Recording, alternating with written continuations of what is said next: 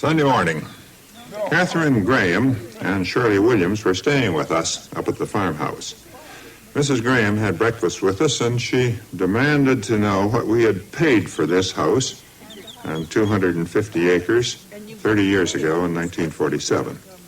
I told her it was $6,750. About 1,600 pounds in those days. At least other people work for theirs. They don't just sit on real estate. Well, I tell you, I never said it. I've painted it. I've kept it from pulling down for 25 years. I want you to know this is unearned increment.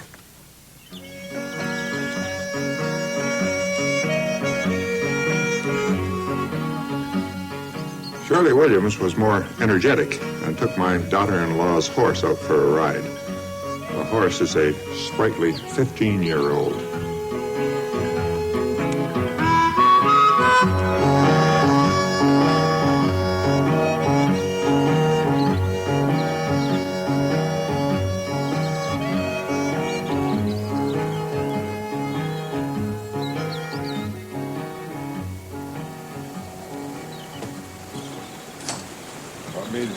It's a lovely horse.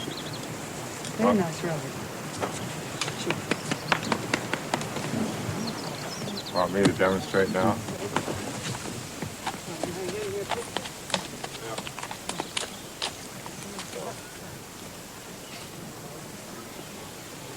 right. Probably would like to have me get on.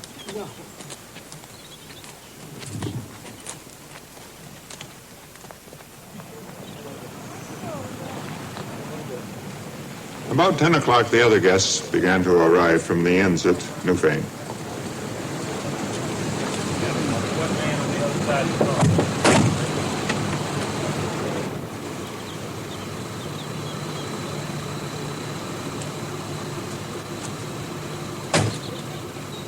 The discussions were to break up at lunchtime, some to catch planes, more, including Ted Heath, to attend the famous Marlborough concerts, which are nearby.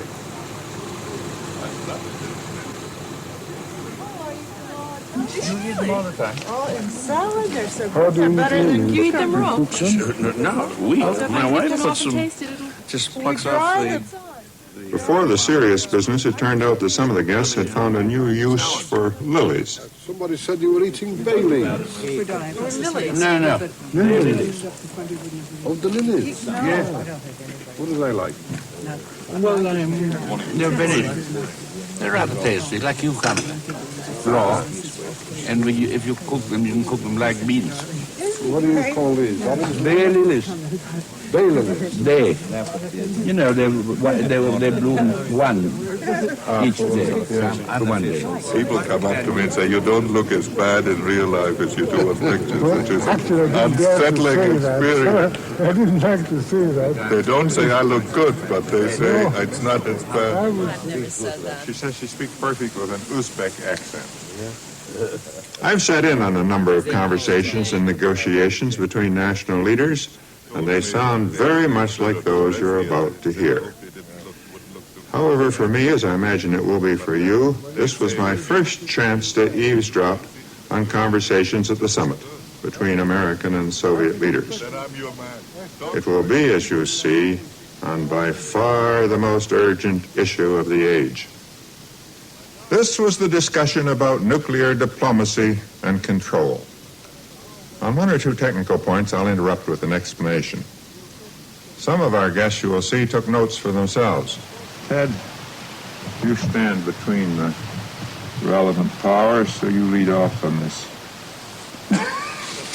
I'm not sure it's a very good thing for me to lead off on this one. I thought the two superpowers would really set out their position. It's only appropriate they be given a suitable sense of modesty. Because you said we don't necessarily want to concentrate on negotiation, but after all, that is going to be the main feature of...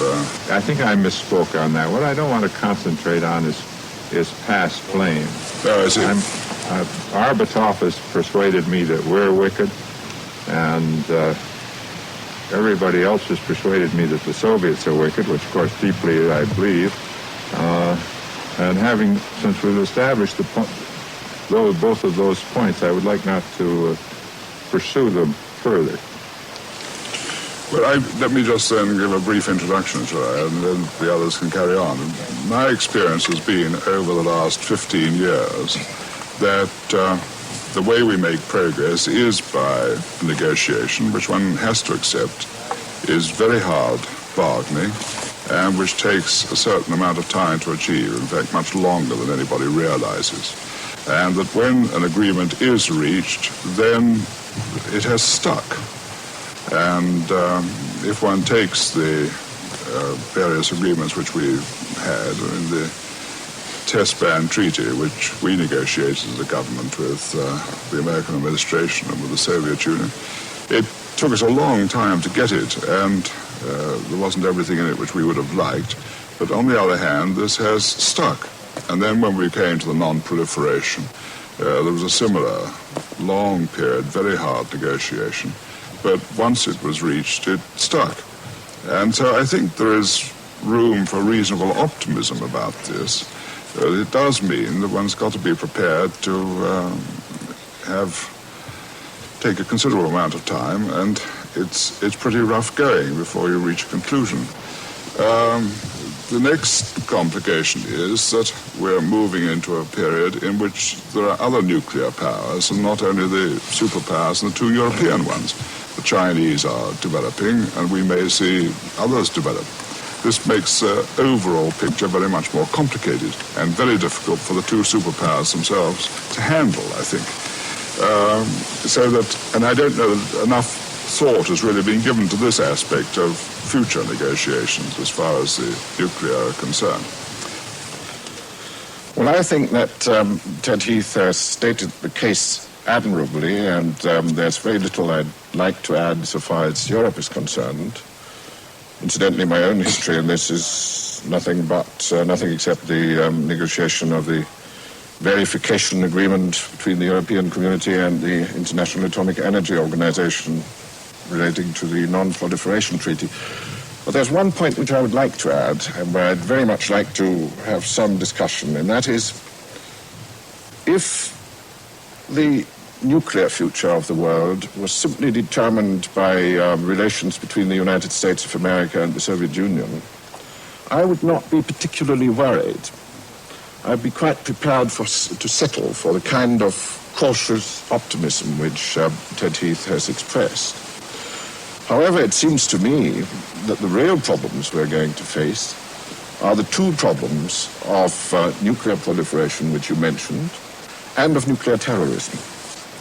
And it seems to me that we really haven't devoted enough thought to these two problems, and I would like to underline the latter problem, that is nuclear terrorism. Frankly, I was asked in the course of our discussion by Tom, in fact, whether I was on the whole optimistic or not about the future of industrial societies and of mankind. And my answer was and is, if it were not for the nuclear threat, I would probably be on the whole optimistic and believe that we can cope with all the major issues ahead of us in the developed and in the developing world. But the nuclear threat itself is something which I believe we haven't coped with at all. And I'm profoundly frightened about the next 20 years and what might happen, quite apart from what the superpowers do. The Europeans have outlined their worries. Now for the superpowers. Now, Georgy Abatov starts the discussion on arms control and how to achieve it. He begins with a glance at the agreements that have just been made. I think we cannot underestimate the things which were done already, because one could suspect that the picture would look much gloomier if we hadn't this agreement of 72.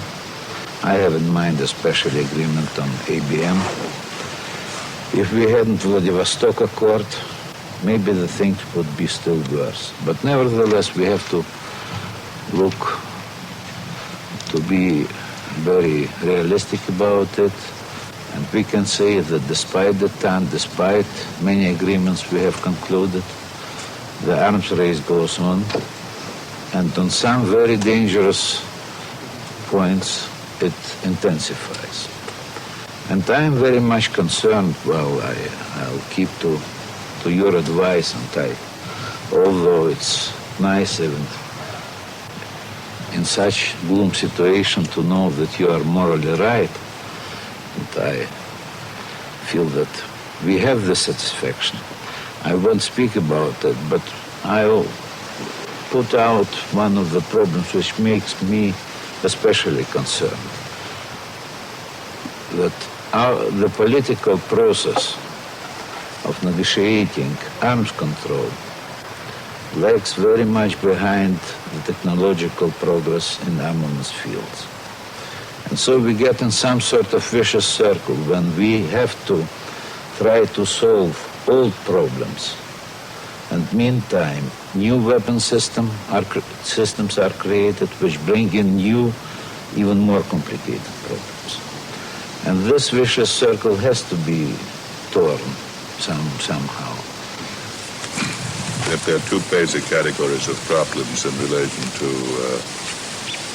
nuclear peace or peace. One is the political relationship of the two countries.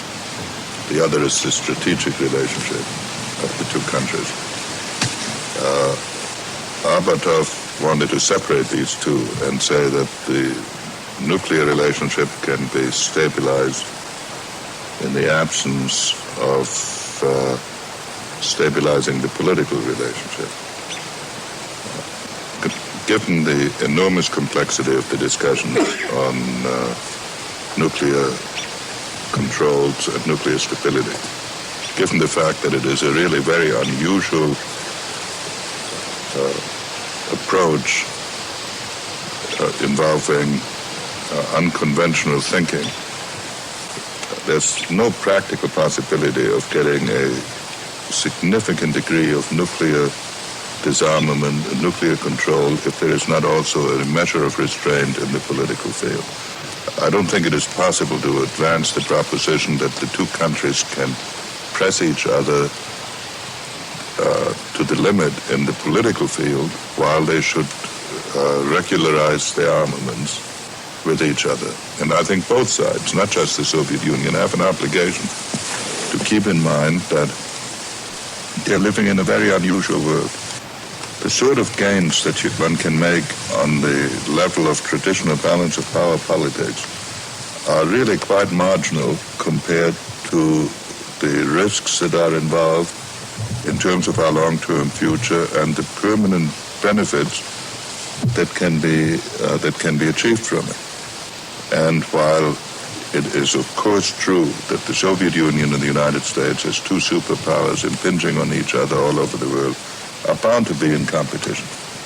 And while ideology is going to produce frictions, it is also true that the leaders of both sides need a new dimension of thinking and not press every opportunity to its ultimate conclusion.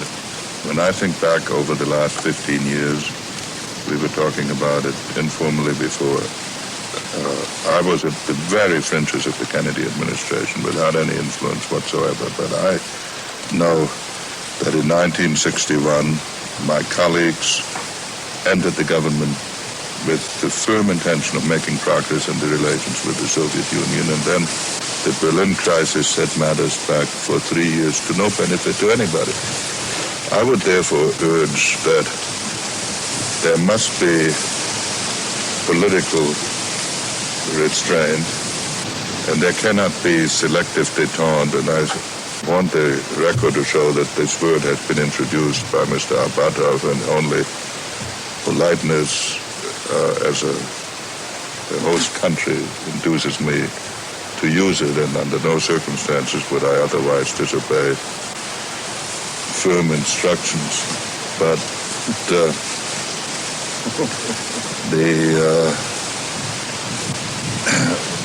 but it isn't possible either to have détente that is applied to the nuclear field and not to the political field, or détente that applies to the center of Europe but not to Africa or Asia.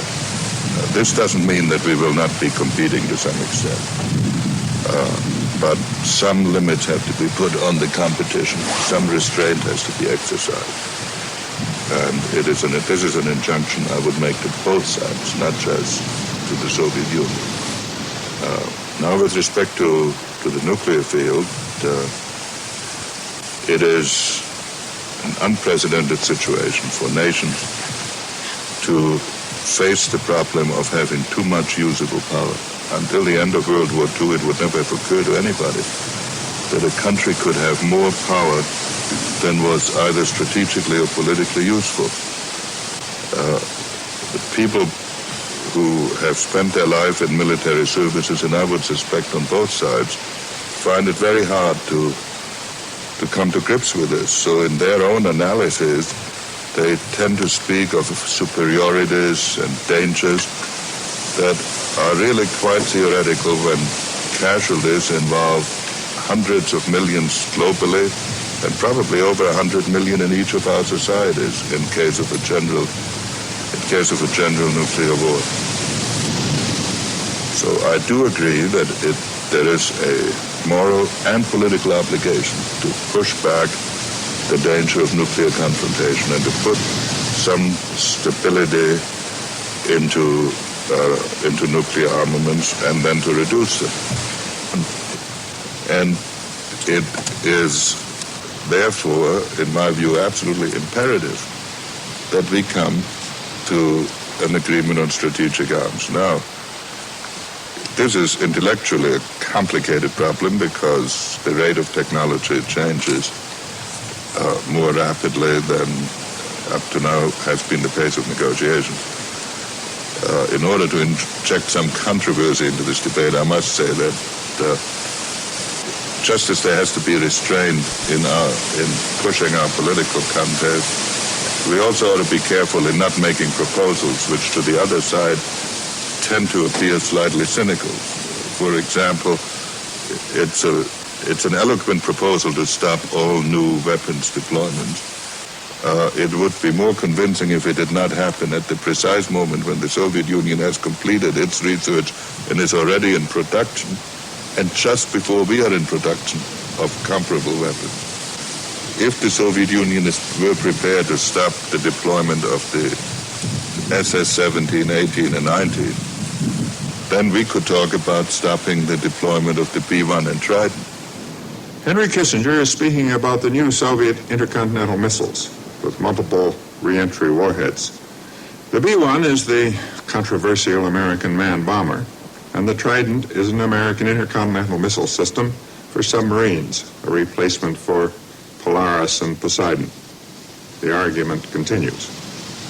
But to be asked that we should stop the new weapons we have just because they are 12 months away from production, while the Soviet Union is 12 months into deploying its new weapons, it's the sort of debate that makes propaganda out of the negotiation. And I would disagree with you, Dr. Kissinger, on the point that the proposal to stop development and deployment of nuclear weapon has a propagandistic value because we have concluded development of some weapons of ours. And here I have to return to history a little bit because actually for the whole post-war period, the United States had the lead. They had the nuclear weapons, we hadn't. Then for a time they had the means of delivery, we hadn't.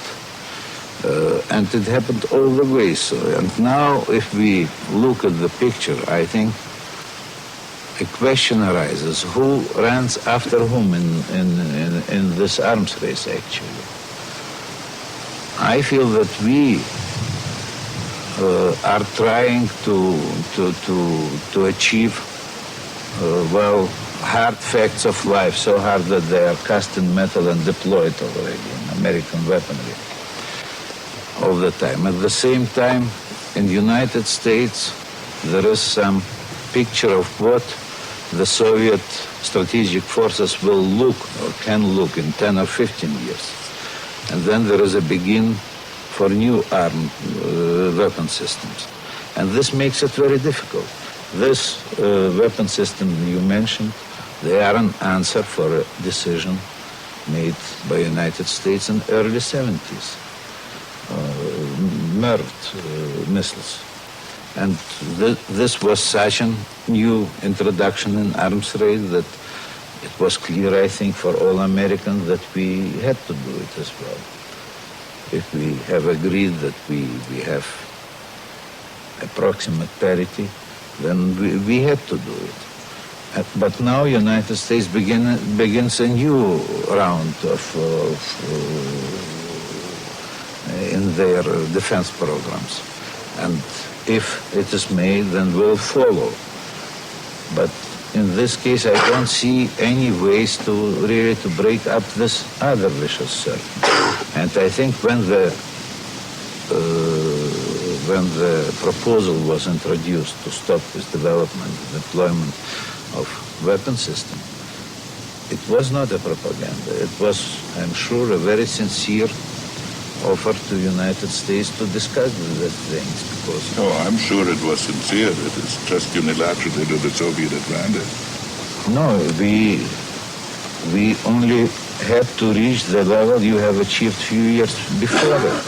Well, it seems to me that if we talk about the concrete realities of the near future, I think it is possible, with difficulties in this country, but nevertheless possible, to achieve an agreement on the Vladivostok basis. That will involve some negotiations on some weapon systems that some of our people have questions about in the Soviet Union, and some on weapon systems that your people have questions about in the United States. I think that is going to be a difficult but manageable negotiation, and we shouldn't forget that, in my view, 90% of the agreement is either conceptually or actually completed. So we should concentrate on that remaining 10% and get it done. That can be done without this issue of banning new weapon systems. That could be put into the next negotiation. But otherwise they will be simply deployed and will be out of negotiations anyway. Otherwise they will be deployed, because if you introduce the idea of new weapons, then we inevitably are going to introduce new weapons. The idea of new weapons, then we will have to define what is a new weapon. And then we will run into complications that we can't even imagine today, because the experts on both sides are going to get into endless definitions of what new weapons are. Yeah, are you really saying that the way to deal with this now is just to be specific about weapons up to the Vladivostok totals, and not to try to have an overall principle, so to speak, which will lead to all these arguments? The Vladivostok agreement is that there should be fixed ceilings of 2,400 for both sides, within which each side can compose it of whatever weapon it wishes that has been defined as strategic in this agreement. The discussion now turns from the relations between Russia and America to the spread of nuclear weapons, to nuclear proliferation. To what extent would you believe that it is the United States and the Soviet Union, or perhaps the United States alone, which has a major role to play in the attempt to control nuclear proliferation?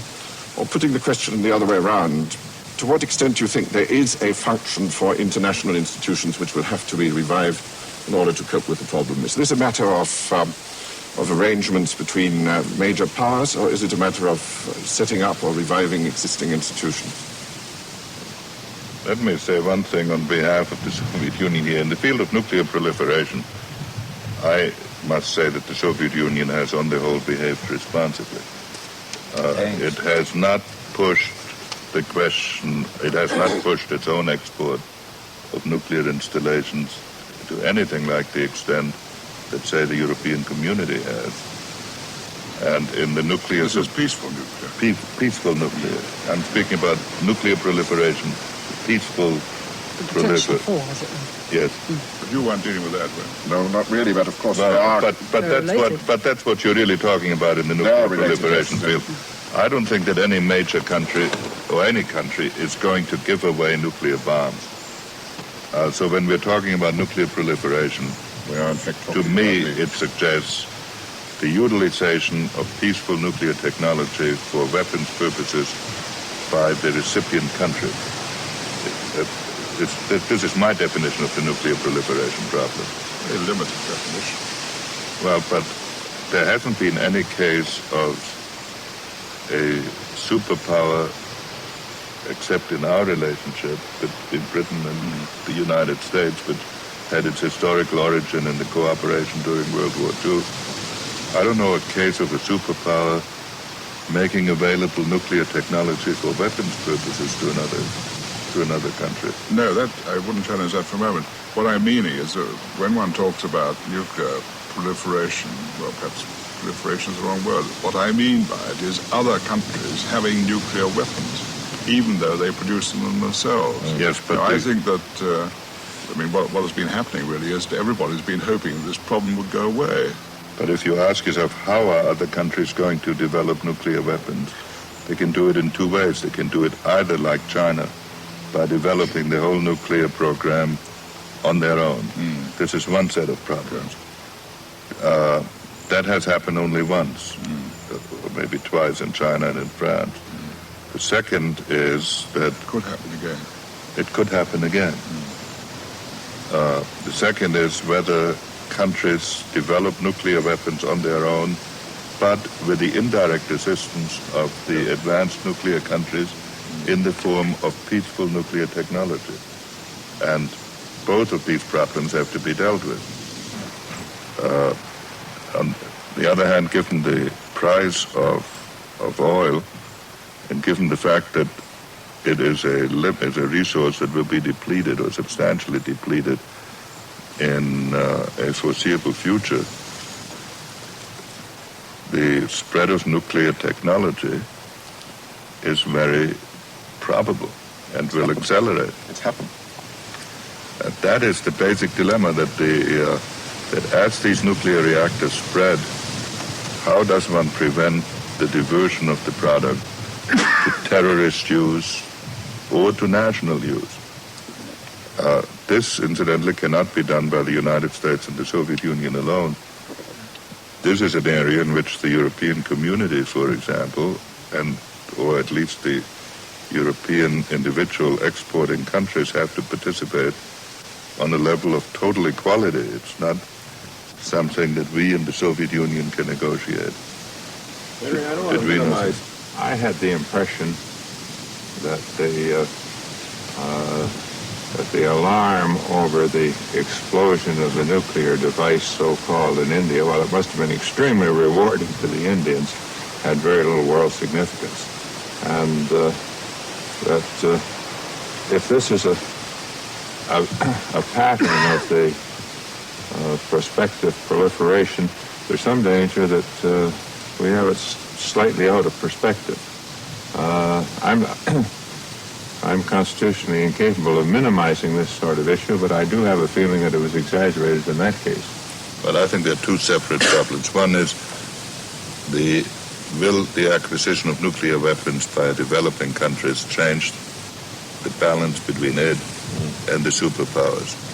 I think not, and in fact, I think it may enhance its inferiority because it will take the case of a country, well, let's not mention countries, the case of any of the foreseeable developing countries, it will take at least a generation before they can create any plausible threat to a superpower, and would be totally destroyed unless they made themselves part of a nuclear alliance. This would, in fact, would be true even of the European forces. On the other hand, in their relations to each other and in the terrorist use of nuclear weapons, an enormous amount of damage can be done if materials can be diverted and then can be used by people who have demonstrated that they don't care about their own survival. And that can be done relatively easily. Maybe I could interrupt again. There are three things I would like to hear discussed and I'm here reacting to suggestions of my colleagues. First, how the former Premier of Thailand reacts to the slightly condescending tone with which we have characteristically have been dealing with countries such as his. Admitting, I believe, that Thailand has no immediate intention of becoming a nuclear power. And I want to have a word from Arthur Schlesinger, who, not uncharacteristically, takes strong exceptions to the positions of both Kissinger and Arbatov. I don't think it was a condescending sort of conversation at all. On the contrary, I thought it was a very cozy conversation between the superpowers. I felt completely out of it. Although I felt the coziness, I was very happy to hear it. But after listening to all that, I just can't help asking myself the question of what are people like us to do? Have any kind of contribution? Or is it just arranged between the United States and the Soviet Russia that they wouldn't throw nuclear bombs at each other or at other people? And could I really believe that, though? That one day they might not change their mind. And I think we should pay more attention to nuclear proliferation, whatever that means. There seems to be a difference of opinion on that. But I'm not happy at all about the fact that so many of the developing countries are now hoping to get a nuclear reactor, nuclear plant for energy, because of the cost of oil and perhaps in some countries the running out of energy resource like water. That's all it's just a question that comes up to my mind. My country will never become a nuclear power. We are too careless people. We might really drop it somewhere. Why do we laugh? Well, Henry, can you reassure my old friend that you will be equally uncareless, as well as on the question he asked about proliferation? Well, I think on the level of strategic arms, it has to be arranged between the nuclear superpowers, because they're the ones that have the capability of annihilating humanity. And I believe that the arrangement, as long as it doesn't lead to a political condominium, is in the interest of all of mankind, because a nuclear war between the superpowers would have physical consequences everywhere, not just indirect ones. How one can associate other countries with that process is important, but I don't think that the non-nuclear countries need necessarily be associated with the negotiation of the SALT agreement unless they're part of an alliance system that is affected by it. On the question of accident, I agree with Ted that there are many levels. You are concerned about the dangers of accident and the possibilities of safeguard. Let me make one other point about accident. If there is a danger of accident, or as the danger of accident increases, it must lead inevitably to precautions by countries that might be drawn in, that they will not be drawn into a nuclear war against their will.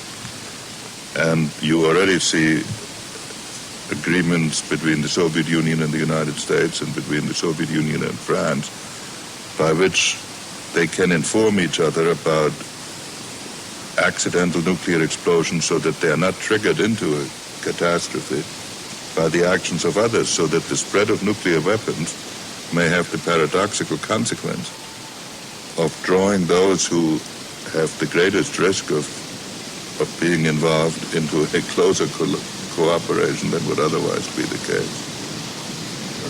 Yes, I wanted to add that, well, I wanted to refer that we have some agreements on to prevent accidental, non-authorized launching of nuclear weapons.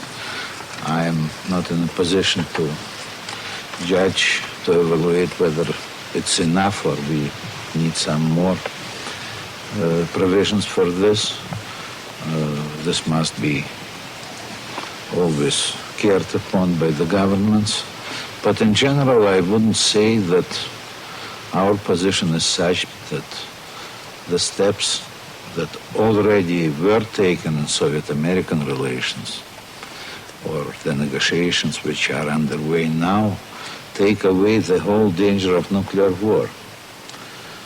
There must, this is a very complicated task, and there must be a lot of work done to ensure it really with all guarantees, because here you cannot have 99% guarantee. It must be over 100 to really to make it sane and safe. And I might remind you that one of the reasons of deterioration of our relations with Chinese was our refusal to help them in acquiring nuclear capability. And so we don't do it with allies, we don't do it with other countries, and we, I'm sure, will be very positive on it in any international agreements and organizations which can be built up for it. I think nobody can complain about our allies, that they do it. But can one be sure that as we are trying to reach international agreements against terrorism, the Soviet Union will be on the side of those who actively sponsor such agreements? We are against terrorism. We are against terrorism, and this we have declared many times. But it will depend on the proposed agreement, because the concern is that can it include some, will be too broad and will include not only terrorists as such, but will also be directed against some parts of liberation.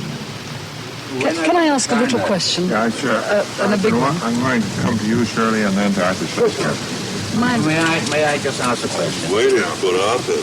When I was in China last year, they were positive, they were quite sure that there will be a nuclear war between the superpowers. And they're making all kinds of preparations for it, practical preparations. Who's going to convince them that that is all as cozy as we have arranged? As I could judge from their remarks and their statements and conversation, they were absolutely sure that that war will happen in the near future.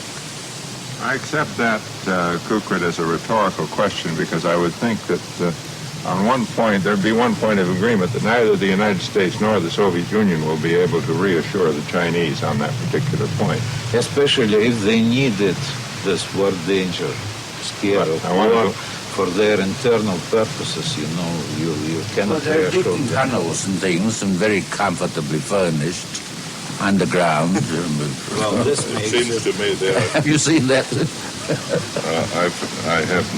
I haven't availed myself of the opportunity, but they seem to be more convinced that one superpower may attack them than concerned that the two superpowers may cooperate with each other, although they have both concerns. Well, what they said to me was that the two superpowers will fight each other in their country. in China. Very interesting scenario, yes. Well, I must get to Shirley Williams. I only wanted to make 2 points, and perhaps before Arthur Seddon to speak, because he can take them into account, really. One is conscious that we live literally from month to month, being mildly surprised if something like the Lebanon happens and the two sides don't get involved, or if something like Angola happens and at the right moment the United States decides not to take the matter any further. And therefore what I really want to throw into the pot and bring you back to is how you deal with this chaotic political situation in which the rest of the actors insist upon being on the stage, and how you relate this to what seemed to me to be an extraordinary kind of controlled calmness that you feel about the nuclear situation, because it's very hard to see how you can keep the two apart for very much longer. In fact, they insist upon being brought together. Can I respond to this before Arthur? Well, this leads actually remark? into the point I would like to make. I was afraid you'd shake me so much that I'd forget my reply to this. Well, you go ahead and reply, but I will. Well, I think I'll override even the Secretary of State, because Arthur has been so unnaturally silent this morning, as you would be the first to agree, Henry, that we must give him his moment. Well, my point is not a momentous one, but it really it's very much related to what Shirley Williams has been saying. And that is the one point of agreement which the two distinguished representatives of the superpowers seem to have was in the rejection of the notion of selective détente. At least I understood Mr. Arbatov to endorse Henry Kissinger's rejection of that idea. I find myself as an historian unable to conceive any other kind of détente except a selective détente. Now, there may be an ambiguities between descriptive and prescriptive uses of the word détente, but it seems to me that essentially détente is an expression of the stabilization which has been brought about for other reasons on other grounds. And when that stabilization has reached a point, it is recognized, and we call it détente. Therefore, détente is possible in Europe, where the balance of forces and the exhaustion of efforts to upset that balance have reached a point where finally it could be formalized in one form or another. But where this antecedent stability does not exist, as in the Middle East, as in Africa, it seems to me that you cannot expect détente to operate in the same sense that it does in Europe. So when, Henry, you said you can't separate détente in Europe from détente in Africa, I'm not quite clear as what that means. I appeal to you, gentlemen. I had just one word on that, Henry. I agree with that. And aren't you the living example? Didn't you get out of Vietnam ultimately because of selective détente? Well, it depends how you define détente. You cannot define détente as an end to history, that all turmoil ends, that there's no further change in the world. That would be an unpolitical and an unhistorical approach to the question of détente. In the Middle East, in Africa, in all areas where either a physical or political equilibrium has not been established, changes are going to go on. And I think the superpowers have a responsibility to put some limit on their intervention, because if they push it beyond a certain point, the other one will be drawn in, and then their political relationship is bound to worsen. This would be the kind of restraint that I have in mind. And with respect to non-proliferation, with respect to the nuclear problem, in the field of strategic weapons, it is true that I believe that this is essentially between the United States and the Soviet Union, with some contribution by the European nuclear powers. The difficulty is that the points we've agreed on tend to be overtaken by the speed with which technology spreads and develops. You see, I think on the point on this is that, leaving aside Britain and France, we're already beyond that point as far as China, India, and Israel are concerned. And so when you say you can reach an agreement about it, I'm not at all clear that this is so at the moment. It may be that in a quarter of a century's time it'll be possible to reach agreement, because then people won't feel they're being put into a subordinate position by the two superpowers or by Europe. I would have thought the chances of reaching agreement in the sort of context in which Henry is talking, to which Ralf has been talking and so on, is really fairly remote. But the point I'd like to come back to, which I really think is the immediate one, as I said at the beginning, is not Kay's worry about an accident. I would have thought that people who've got the nuclear really have got such a complicated chain of control that it really is difficult to have accident. I noticed that Henry set up very smartly when Shirley said that you were offhand about your things. I mean, I wouldn't... On our basis, I don't think that's correct. I wouldn't support that for a moment. I won't pursue it now, but there's been loss of plutonium, certainly. I think but that not from military bases. Well, let's not argue about this, but I think losses of plutonium where it's been stored. the general control of weapons, so that if somebody goes mad or runs amok or gets a brainstorm or something, I would have thought that the combination necessary for that ever to happen is so minute that the chance of that sort of accident is remote. Now, on the other hand, I think the chance of political misjudgment is very acute. And I don't really accept the business about overall data harm, because I don't think that's what Mr. Abatov was saying. He said quite specifically there will be things from the Soviet side which the Americans won't like, and there may be things from the American side which the Soviets don't like. That's a perfectly fair statement. And that's where the danger of misjudgment is. Now, I don't want to go back over Angola, but my view of Angola is that the Soviets made a specific judgment that the action they took would not bring an American response. Very well. They were right, because they made it in the circumstances of presidential election year and the revulsion of Congress against ventures abroad like Vietnam and so on. Now, this is where the danger of misjudgment comes, and it is misjudgment which is on Europe's doorstep. One can see in Europe today a position where the Soviet Union would believe that it could take action without American reaction.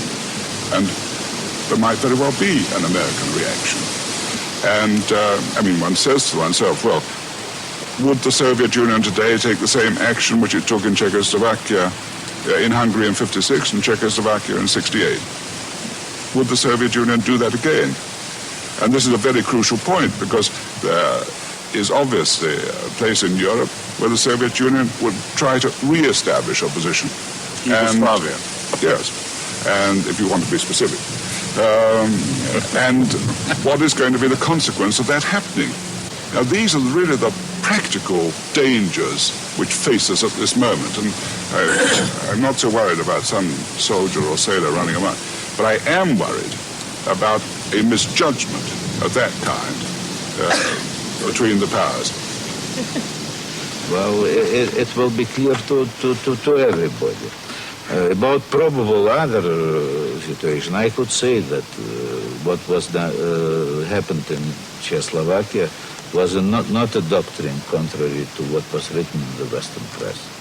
It was an exceptional case of exceptional action which was taken in extreme situation.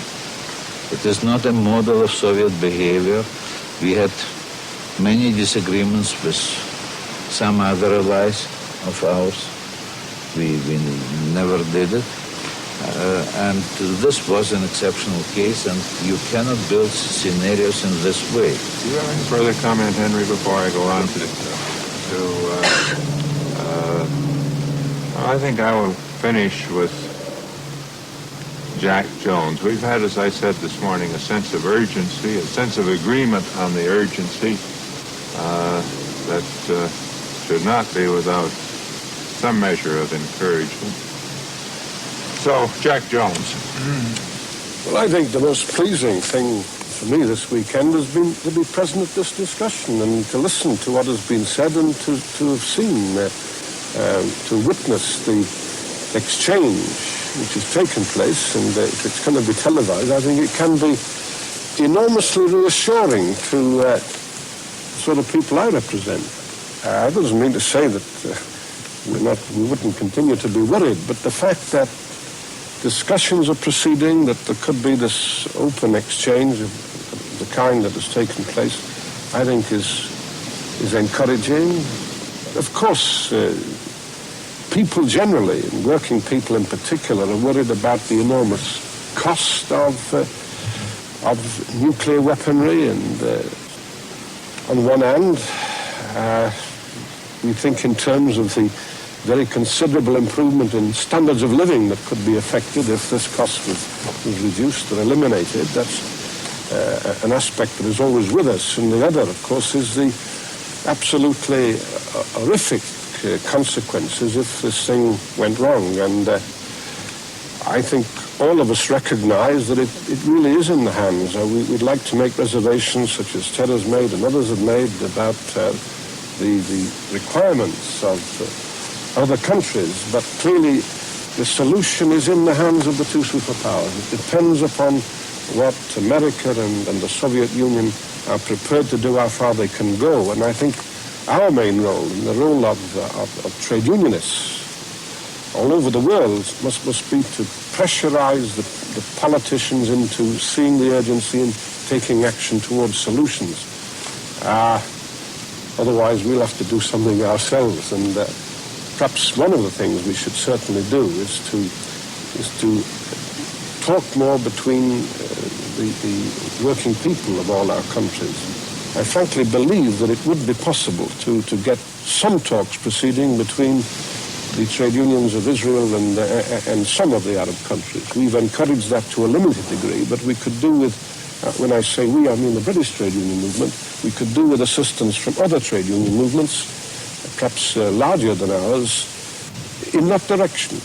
We've got to forget a lot of the past attitudes and be prepared to take some initiatives on behalf of the people we represent, who in the final analysis, of course, are the people who suffer if we do go into a nuclear war situation.